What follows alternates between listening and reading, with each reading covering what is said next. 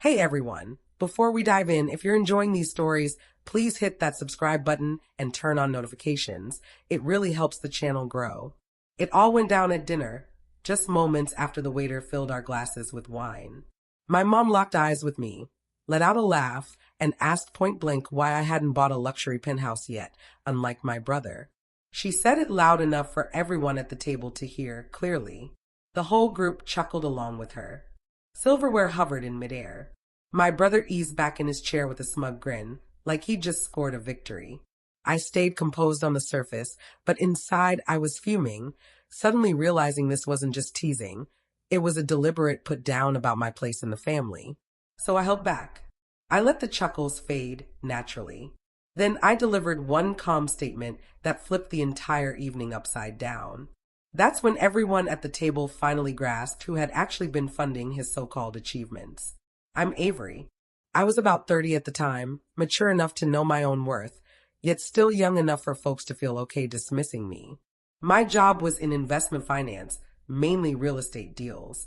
Nothing glamorous, no fancy titles to brag about at family meals, just data, patience, and choices that only pay off down the road. I didn't come from a rowdy home, but it was one with crystal clear expectations, even if they went unspoken. My brother Ethan was seen as the star with the bright future. I was labeled the reliable one. He got applause for chasing grand dreams. I got pats on the back for staying out of trouble. When he spoke, everyone leaned closer. When I talked, the discussion just rolled on. Our family meals always played out the same way. My mom, Elena, positioned herself at the heart of the table, acting like both the gracious host and the final judge. She adored tales that sounded impressive, particularly the one starring Ethan. My dad, Greg, mostly kept silent, tossing in just enough remarks to seem balanced without ever challenging anything. And Ethan? He mastered the art of projecting success from a young age. He knew exactly when to flash a smile. He sounded sure of himself even on empty talk. People bought it because it was what they wanted to believe. I never battled for the spotlight. I'd figured out early that resisting only made matters worse. If I pointed out an inaccuracy, I was called overly touchy. If I kept my mouth shut, I was praised for being so grown up. No matter what, the focus stayed put. So I created my own world elsewhere. I had a modest apartment downtown. Tidy, basic, nothing scenic to share online. I kept the same reliable car for ages, stuck to understated clothes, and poured my energy into work or self-improvement. My days revolved around data charts, dawn wake-ups, and choices that earned zero cheers. I preferred it that way. It felt serene. It belonged to me. Ethan's world looked totally opposite. Flashy spots, stunning vistas, lavish meals he never fretted over covering. He chatted about real estate like it was small talk about the forecast. Effortless, as if it all fell into his lap. Mom loved retelling his anecdotes, often tossing in extras that weren't accurate. She'd shoot me a glance while sharing them, making the contrast the real message. See, she'd remark, that's genuine drive and action. I'd just grin and agree, since arguing never shifted a thing. By the point Ethan began mentioning the penthouse, it had woven itself into who he was, a badge, evidence. And the family acted like it sealed the deal on him being precisely the person they'd always claimed. What they overlooked was that while they gawked at the glamour, they totally ignored who had laid the groundwork beneath it all. Once Ethan settled into the penthouse, things changed. Not for him, for the rest of us. It turned into the main topic of every chat, even when skirted around. Mom found clever ways to steer talk back to it, treating it like a group triumph.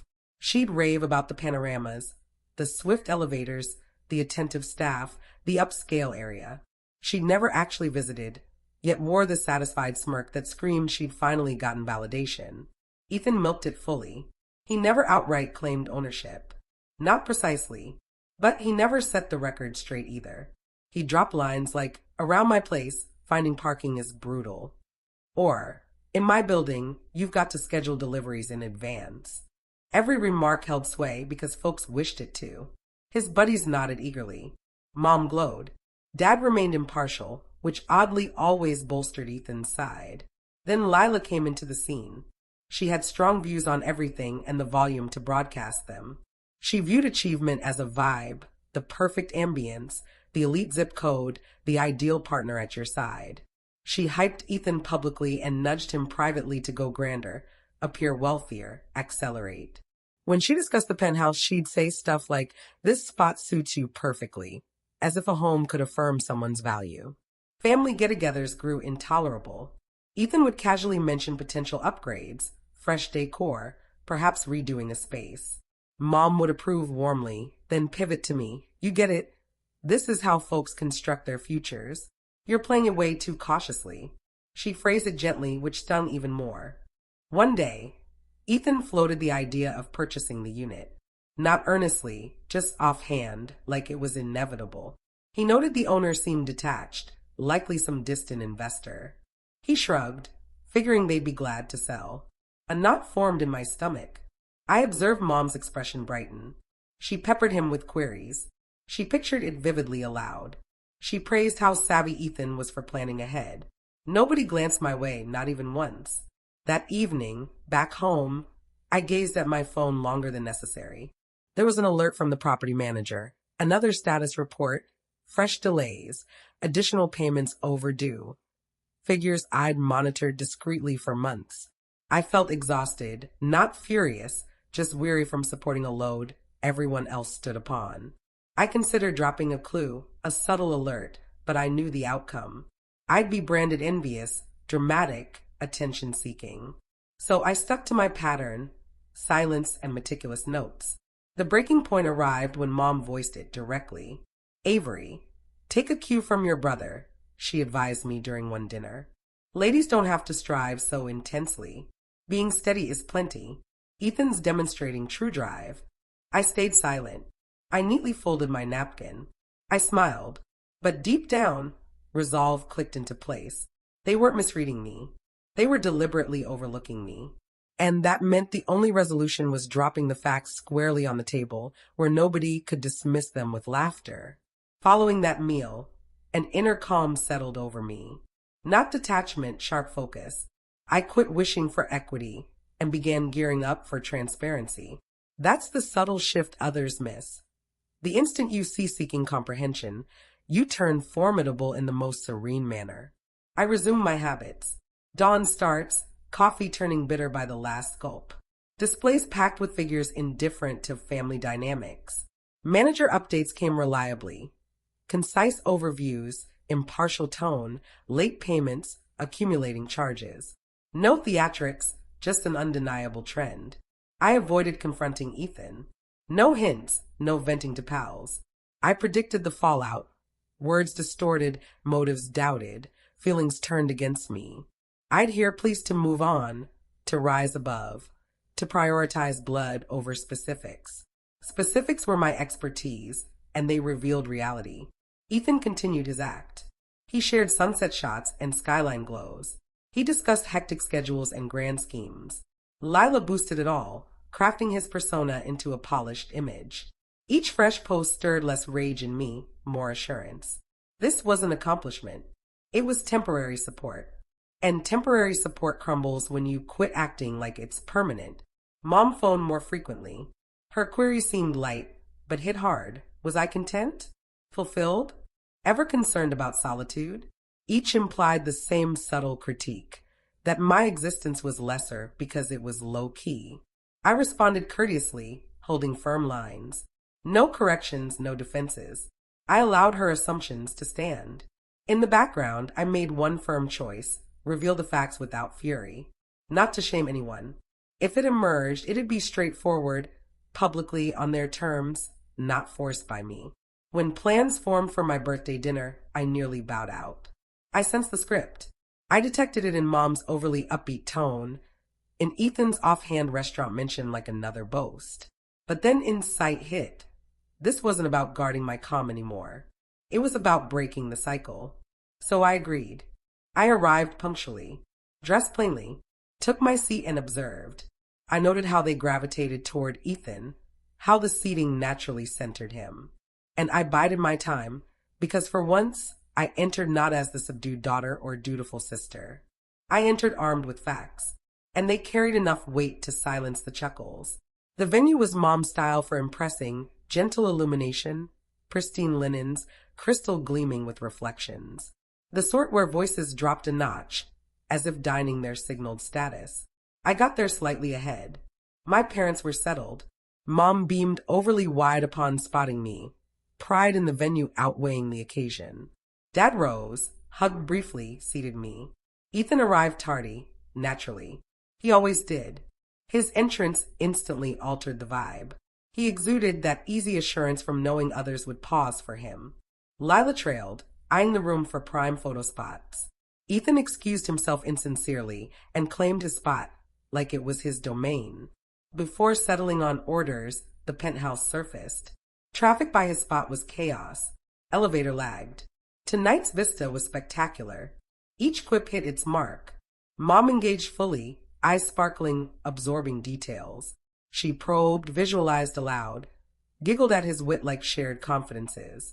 Dad concurred mildly, his input somehow reinforcing Ethan's narrative. Then Mom shifted to me. "So, Avery," she inquired, placing her glass precisely. "Any exciting updates?" I shook my head mildly. "Not really." Her smile lacked warmth. "You know," she pressed, voice projecting to nearby tables, "at your stage, folks usually aim higher. Ethan already has a penthouse. You're still in that little apartment, aren't you?" The table hushed briefly. Then chuckles erupted. Lila smirked behind her glass. Ethan reclined, arms folded, savoring it like deserved praise. Dad coughed but stayed mute. That familiar chest grip returned, not surprise, not rage, just keen awareness of my perceived rank. "I'm good," I replied. Mom dismissed it. "Good is okay for a woman," she said. "But drive appears otherwise. Sometimes you must strive more. Look at your brother. He gets how to truly live." There it was, the zinger, disguised as guidance, rooted purely in rivalry. Ethan grinned broader. Lila agreed as if sensible. A glass tinkled. The pause lingered, expecting my usual retreat. I didn't. I sipped water. Let quiet build. Felt the cumulative weight of every log, figure, silent choice over years. Then I spoke. "The penthouse," I said evenly. Ethan eyed me, caught off guard by my input. "Yeah, I own it." The statement didn't register immediately. Mom blinked. Lila's grin stiffened. Ethan forced a short laugh. "All right," he muttered. "Nice try." I retrieved my phone from my purse. Steady hands, no haste. Loaded the familiar management report. Transactions, timelines, outstanding amounts. Angled the display toward Ethan. "You've been leasing it from me for years," I stated, via the management firm. "You're several months late, incidentally." Silence enveloped the table palpably, like thickened atmosphere. Mom inched forward, lips parted. Dad fixated on the screen. Then Ethan. Lila darted glances, assessing. Ethan's grin vanished. "That's not amusing," he murmured.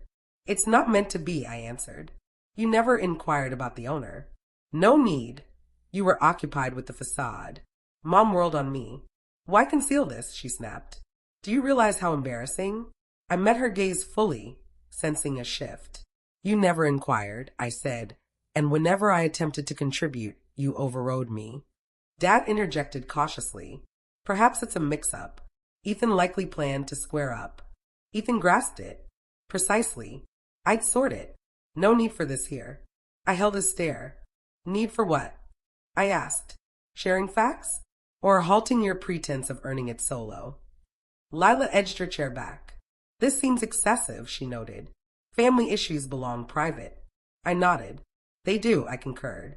But it ceased being private once I faced public belittling. No chuckles now. No agreements. Mom gripped her napkin tightly. Ethan glared downward, jaw set, poise evaporating visibly. "I'm not aiming to shame you," I went on, voice firm. "I'm drawing a line. You've got 1 month to settle or vacate. No leeway. And cease suggesting ownership of what's not yours." Mom appeared ready to protest, but stayed wordless. Dad reclined quietly. Lila evaded contact. Ethan finally met my eyes, raw, no act remaining. "You made me look foolish," he whispered. I shook my head. "No, you completed the narrative you began." The waiter brought the bill, paused, set it delicately aside, sensing tension. Nobody claimed it. The festivity ended. The fantasy dissolved. We departed sans dessert, sans pictures, sans feigned normalcy. Outside, evening air felt fresher, calmer. Mom strode ahead, heels sharp on sidewalk. Dad trailed, posture slumped. Ethan dawdled, fixated on his device for solutions. For once, nobody urged me to ease up. Nobody insisted I drop it. The facts had fulfilled their role. The following days felt oddly hushed. Not tranquil, just motionless, like the usual echoes had ceased. Mom rang next morning, then afternoon. I sent a voicemail. Her messages later, tone softened, strained, artfully hurt. She stressed unity, how matters needn't unfold thus. No apology. Unnecessary. The pauses conveyed plenty. Ethan tried another tactic. Initial text seemed rational. He'd resolve it. He'd face stress. Then accusatory. Why the delay? Why not discreet aid? I replied once, deadline unchanged. Then disengaged. Weeks on, manager verified his exit. Unit left respectable, no harm, no fuss, just packed boxes, empty surfaces, void of a curated existence. I waved chasing arrears. Closed it neatly, not generosity, but closure. Gatherings transformed. Comparisons halted. Mom weighed words wiser. Dad posed genuine work queries, no sidesteps. Ethan arrived subdued. Attire simpler, less assured yet more authentic. We conversed sporadically, not old ways, improved. I later sold the penthouse, reinvested proceeds into larger, enduring assets. Elevated my life gradually, purposefully, no fanfare. What struck deepest wasn't finances or power flip. It was liberation from solitary truth-bearing. I didn't triumph that evening. No one lost. I simply quit diminishing for others' ease. Once facts surfaced, balance restored. Achievement needs no ovation nor approval. Often, the mightiest action is remaining steady, allowing truth to voice itself. If loved ones have ever undervalued you, know you're not alone. Drop your experience in comments and subscribe so you catch the next one.